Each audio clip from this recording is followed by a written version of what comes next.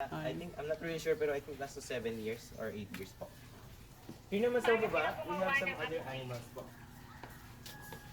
So, kanina nakita niyo yung third stage ng butterfly.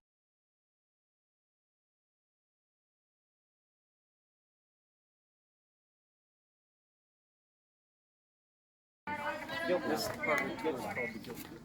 Oo.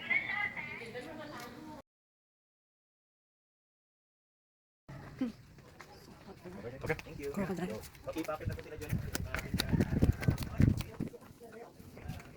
Kijk, ja, maar. Deze keer? Nou, de versie die we hangen.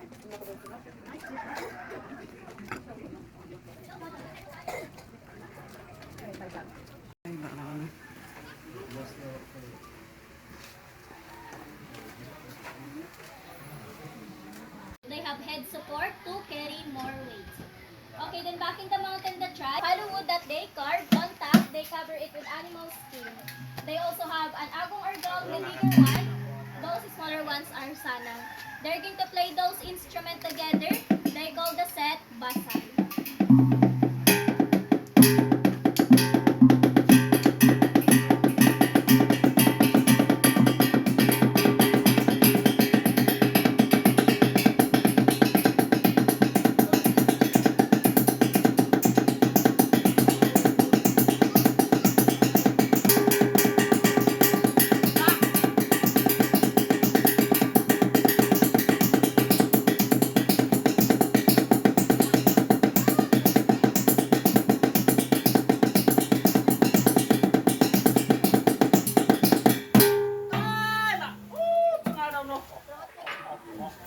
Okay, so moms are in here.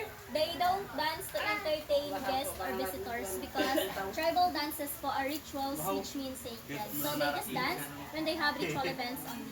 Then before the arrival of a modern guitar, the Palawan tribe have their own two-string native guitar. Actually, that guitar is considered as one of the first guitar here in the Philippines. They call that guitar Kudjapi or Kudlungan. They're going to play a music now. Mom and sir, that's Bogit song, which means bird song.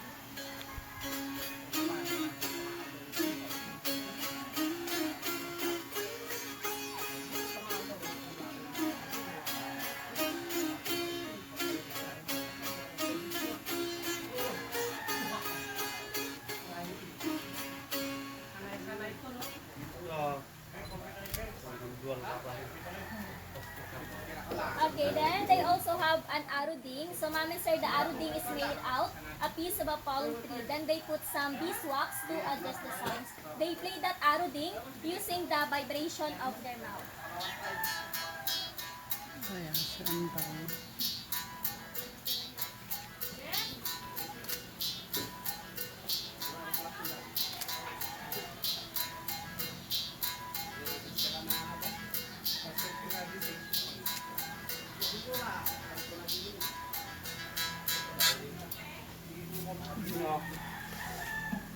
Okay, then mom and sir, back in the mountain, aside from they are music lover, the Palawan tribesmen are also hunter-gatherers. So hunting animals is their source of living in the mountain and it's part of their diet. So in the mountain, usually they hunt birds or squirrel. So as a hunter, they have their own way on how they imitate or copy the sounds of their target. They have a small piece of bamboo, it's like a whistle. They call that one, campios.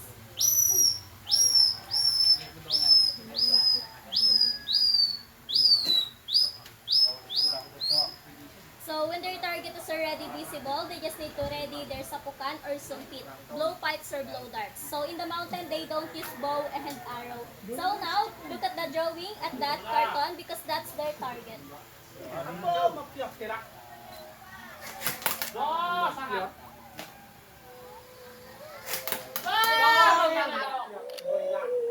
Okay, so mom and sir, according to the tribe, they can hit farther than that. And also, whenever they hunt big animals in the mountain, they put some poison for every tip of their darts. Their poison is coming from plant. One of the ingredients of their poison came from this plant. So they call this plant dita. They collect the sap or the resin of this and then they mix it with other plants. They cook it in a slow fire to make a poison effective. And their poison is powerful. Once they use dark sweet poison, the target will die after a few minutes. But they can safely eat the meat because they just wash it with running water and they cook it. But if they accidentally hit human, it's either you or them just say goodbye. There is no antidote to the poison that they made until now. So here, ma'am and sir, we are not allowing them to shoot animals anymore. We have our donation box there. Later, we will going to open that. They have a food allowance on that. So they use the food allowance to buy their needs and wants in the market. So here, we discourage them to shoot animals. Okay? So now, he is going to show to you how they make fire in the mountain. They have their own way or own process. So the process is called santikan, which means to strike or friction. So they use a piece of metal, flintstone, native cotton, and dry grasses. Okay, in just a few strikes, the smoke is already visible. We just need to transfer it in the dry grass, then blow it until he creates a bigger fire. Usually in the mountain, ma'am and sir, until now, they use that process. Actually, even though the kids of the tribe, they know how to make fire, how to hunt animals. It's part of their training for their survival in the mountain.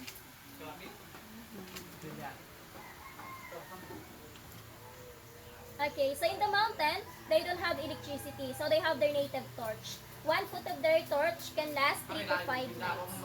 That's a tree sap or a resin. They just wrap it with leaves. They also believe that the smoke of death can drive away the bad spirits and bad lucks. It can cure illnesses like if you have headache, stomach ache, aromatherapy, and insect repellent of the tribe. Mama said the smoke of this, it smells good. It smells like an incense if you can smell it. Habag eh. Kinabag ako. Thank you. Okay then, ma'am and sir, that's all for our cultural sharing. If you want to know more information like how this livelihood program started, we have a lot of information at the back. If you want to donate, we have our donation box there. By the way, if you're a coffee lover, we have a coffee shop in the garden. At the same time, it's a kitchen. So there you can try and purchase the Sibet coffee or alamid. They also serve crocodile meat there, like crocodile sisig or crocodile adobo. Ma'am and sir, I'll give you time to interact with the tribe. Actually, you can take picture together with their house and their alphabet. If you're brave enough, you can hold their pet. It's a non-venomous python. Then we have our photographer here, but they're going to take 3 shots only and the copy is optional. And if you want to say thank you, that's mag support. Okay? You take picture now, group by group, ma'am. Kayo po isang grupo lang. Tatlo po kami. Tatlo. Sige po, yung isang tayo na lang. Testing po. Hindi kami allowed dumawak ng phone po kasi nakalaglag kami ng cellphone. Kasi ilang araw na po yan na ginagawa. May lingin. We